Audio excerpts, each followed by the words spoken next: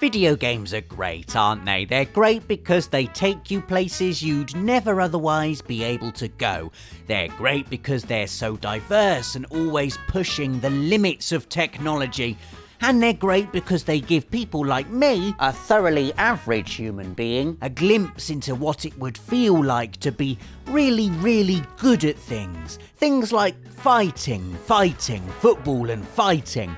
Things that in real life I'm objectively awful at. It's partly the reason I love Pez so much. I can create a player, make him look like me, and then conquer the footballing world. Then when you get proper good at the game, you go online and face other thoroughly average humans living the fantasy of being better at things than they actually are, and most of the time, they're better at living that fantasy than you are. Here are 7 video games that made us feel proper badass until we tried the multiplayer. We'll start with Pez then, as I've already mentioned it. Feel free to substitute this for FIFA. Pez is just my personal football game of choice because it's the perfect example of how you can feel absolutely amazing at a game only to come up against human opposition and go from brilliance to balls faster than a team managed by Alan Pardew. The thing is with football games, even if you play on the highest difficulty setting, there comes a point where you just know the game.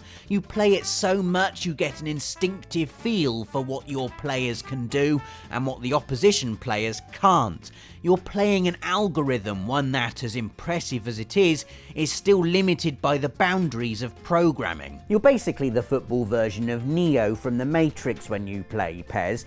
No matter how strong and fast Barcelona are on superstar difficulty, they'll never be as strong or as fast as you can be. But all that goes out the window when you bring another human player into the equation. Techniques that always work against the AI become redundant. You're playing someone as unpredictable as you are, someone who can second guess your last minute directional changes or your momentum shifts or your fake shots and act accordingly. In fact, I have a theory that the more you play Pez in a single player Master League vacuum, the worse you are in multiplayer.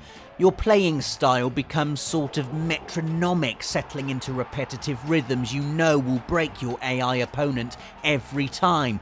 So when you come up against another player online, you get thumped. That's my excuse anyway. The reason I'm so bad at Pez online is because I am so good at Pez in single player. So good. We've got Modern Warfare Remastered next, a game I've been playing loads recently, as I'm sure you have, and remembering all the reasons I fell in love with Call of Duty 4 9 years ago. The main reason being it has, as far as I'm concerned, the greatest single-player campaign in FPS history. Playing as Soap in that SAS squad with Gaz and Captain Price, oh, you feel lethal. Meticulously guided through a perfect spectacle of tight gunplay and electric tension, All Gillied Up remains one of my favourite single levels in any game, in any genre to this day. So you get used to saving the day, to being the man, to slicing your way through enemy territory with efficiency and grace. Then you go online and discover how your highly trained SAS skills hold up in real life. It's a killing field, and by that I mean it's a field you'll die in over and over and over until you start to get a knack for where you need to be and how to not be a massive noob, basically.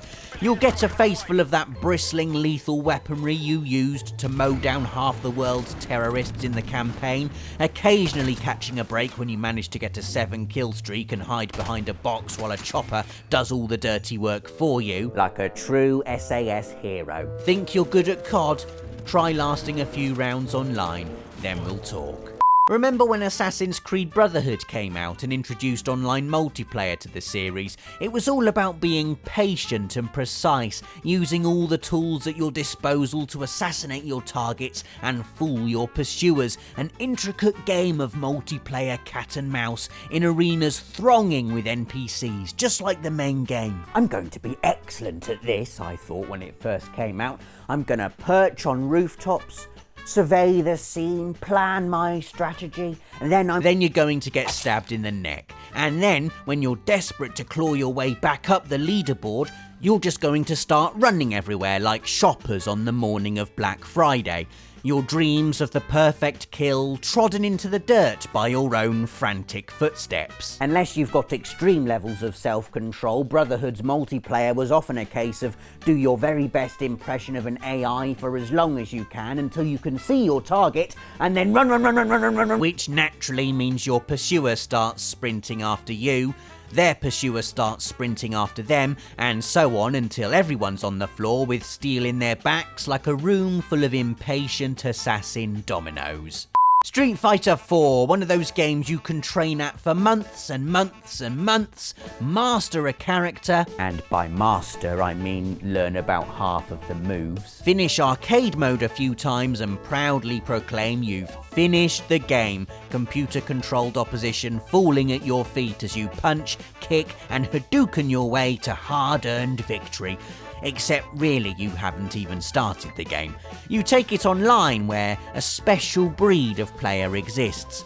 A breed that plays Street Fighter and only Street Fighter. I'm not even convinced they eat, to be honest. Anyway, they're here to show you what mastering the game actually looks like. It looks like fists in your face no matter where you put your face. It looks like all your attacks blocked, dodged or effortlessly swiped aside.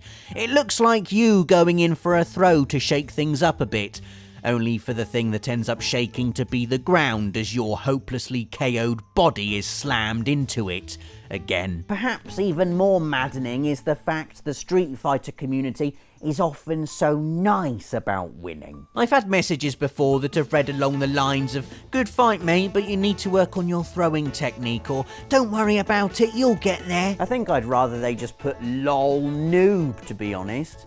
I'll never get there. Entry number 5. Sorry Dave, here it comes, it's Metal Gear Solid 5. In my defence, there aren't many series that empower you as much as Metal Gear. Controlling whichever version of Snake makes you feel invincible. You're a one-man army, taking out tanks, nuclear mechs, hundreds of enemy soldiers, infiltrating fortresses bursting with high-tech defences.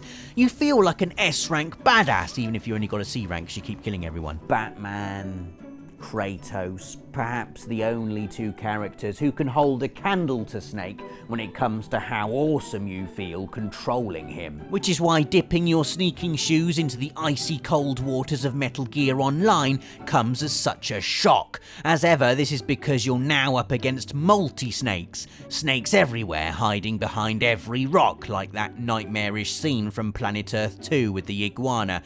Except these snakes have guns and knives and cardboard boxes. No, sorry, I'm still thinking about that scene with the iguana. The power you have over your environment is completely reversed. The terrain, one of your biggest allies in the Phantom Pain, is now a double-edged sword as it could be hiding an opponent. The power you have over your adversaries as the greatest soldier ever. The fear you inspire, again, gone. Now you're an infiltrator, a scout, an enforcer, just like everyone else. You get a sense of what it might be like to actually be Snake, using stealth against real people as opposed to AI deliberately programmed to always be looking the other way. You don't feel like Big Boss anymore, you feel like small, entry-level employee. Yeah, that's my codename. Next up, we've got Uncharted 4, a game that makes you feel like Indiana Jones on anabolic steroids as you leap, shoot and swing through some of the most ludicrous set pieces ever committed to disc. The game conditions you for last-minute escapes, for jogging away from collapsing clock towers and surviving having your elbows dragged through mud at 70 miles per hour while being shot at by a convoy of jeeps and men on motorbikes. You're Nathan Drake, the luckiest man alive, flinging yourself through life on your fingertips and never ever dying. Bang, multiplayer, you're dead. And again, and again, and again, and you didn't even look that good while you did it. You sort of tried to jump up somewhere you couldn't jump because you were out of ammo and running from someone who wasn't. And now they've caught you, and you look less Indiana Jones, more balding 30-something man with an office job who's found himself in a gun battle in the middle of the jungle and hasn't got a clue what to do. The final game on our list is Grand Theft Auto 5. In Grand Theft Auto, you are king. The entire world is designed to revolve around you. Its pedestrians are blood-filled ragdolls there to be run down, shot, blown up and destroyed. Every vehicle is an advert for itself, begging you to throw out its current occupants and take it for an illegal spin the wrong way down the freeway. It's a massive open-world theme park designed to thrill and empower those who get to play in it. So when you play Grand Theft Auto Online and find yourself up against other tourists like yourself, well, it's going to get messy, isn't it? They can steal cars too, or jets. GTA Online is like a god sim with too many gods that all disagree with one another. And if you're not the strongest and the best, and like me you probably aren't, then you're going to find yourself on the wrong end of the scoreboard more often than not. In a world where you're used to winning all the street races, scooping all the dollar and generally being the baddest mother on the block, it's humbling to get a taste of your own medicine. Great fun still, admittedly, but humbling. I mean, I just play golf in GTA 5, so I don't really even get my own point here. There's no need for violence, is there? And there we have it, 7 games that made us feel like a right old badass until we tried the multiplayer. If you can think of any more, then please let us know in the comments. Leave a like if you suck at multiplayer as much as I do, or even if you don't. And please do subscribe, because I make these list videos every Friday. Thanks for watching.